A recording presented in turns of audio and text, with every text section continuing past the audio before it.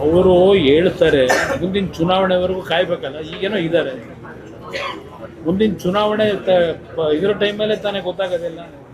ಈ ಎರಡು ಚುನಾವಣೆ ಬಿಡಿ, BJPನ ಗೆಲ್ಬೋದು, ಅವರಾದರೂ ಗೆಲ್ಬೋದು ಅಂತಕ್ಕಂಥದ್ದು ಏನು ಪತ್ರಿಕಾ ವರದಿ ಇದೆ.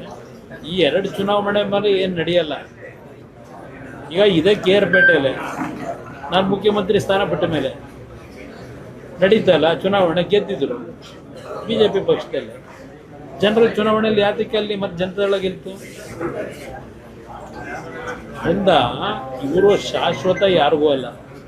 ಪಾಪ ಅವರು ಮುಂದಿನ ವರ್ಷ ನಾನೇ, ಈ 2 ವರ್ಷ ಅಲ್ಲ, ಮುಂದಕ್ಕೆ 28ಕ್ಕೂ ನಾನೇ ಬರ್ತೀನಿ ಅಂತ ಹೇಳ್ತಾವ್ರಿ.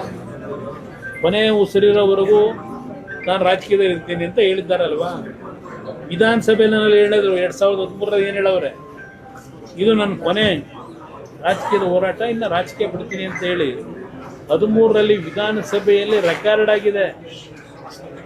ಪಾಪ ಅದರ ರುಚಿ ಸಿಕ್ಕದ ಮೇಲೆ ಅಯ್ಯೋಯ್ಯೋ ಎಲ್ಲಾದರೂ ಉಂಟಾ, ನಾನು ಮುಖ್ಯಮಂತ್ರಿ ಸ್ಥಾನ ಬಿಟ್ಕೊಡೋದು, ಪರ್ಮನೆಂಟ್ ನಾನೇ ಇರ್ತೀನಿ ಅಂತ ಹೇಳ್ತಾ ಇದ್ದಾರೆ. ಜನ ಮುಂದೆ ತೀರ್ಮಾನ ಮಾಡ್ತಾರೆ. ಅವರು ಹೇಳ್ತಾರೆ ಮುಂದಿನ ಚುನಾವಣೆವರೆಗೂ ಕಾಯ್ಬೇಕಲ್ಲ. ಈಗೇನೋ ಇದ್ದಾರೆ, ಮುಂದಿನ ಚುನಾವಣೆ ಇದರ ಟೈಮಲ್ಲೇ ತಾನೇ ಗೊತ್ತಾಗೋದಿಲ್ಲ. ಈ ಎರಡು ಚುನಾವಣೆ ಬಿಡಿ, BJPನ ಗೆಲ್ಬೋದು, ಅವರಾದರೂ ಗೆಲ್ಬೋದು ಅಂತಕ್ಕಂಥದ್ದು ಏನು ಪತ್ರಿಕಾ ವರದಿ ಇದೆ. ಈ ಎರಡು ಚುನಾವಣೆ ಮೇಲೆ ಏನು ನಡೆಯಲ್ಲ. ಈಗ ಇದೇ ಕೇರ್ಪೇಟೆಯಲ್ಲಿ ನಾನು ಮುಖ್ಯಮಂತ್ರಿ ಸ್ಥಾನ ಬಿಟ್ಟ ಮೇಲೆ ನಡೀತಲ್ಲ ಚುನಾವಣೆ, ಗೆದ್ದಿದ್ರು BJP ಪಕ್ಷದಲ್ಲಿ.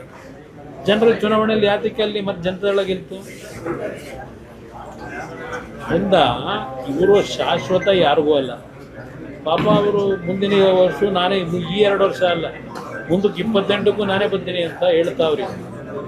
ಕೊನೆ ಉಸಿರಿರೋವರೆಗೂ ನಾನು ರಾಜಕೀಯದಲ್ಲಿ ಇರ್ತೀನಿ ಅಂತ ಹೇಳಿದ್ದಾರಲ್ವಾ.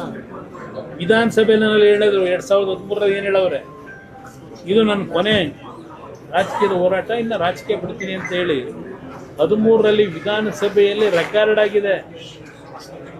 ಪಾಪ ಅದರ ರುಚಿ ಸಿಕ್ಕದ ಮೇಲೆ ಅಯ್ಯೋಯ್ಯೋ ಎಲ್ಲಾದರೂ ಉಂಟಾ, ನಾನು ಮುಖ್ಯಮಂತ್ರಿ ಸ್ಥಾನ ಬಿಟ್ಕೊಡೋದು, ಪರ್ಮನೆಂಟ್ ನಾನೇ ಇರ್ತೀನಿ ಅಂತ ಹೇಳ್ತಾ ಇದ್ದಾರೆ. ಜನ ಮುಂದೆ ತೀರ್ಮಾನ ಮಾಡ್ತಾರೆ.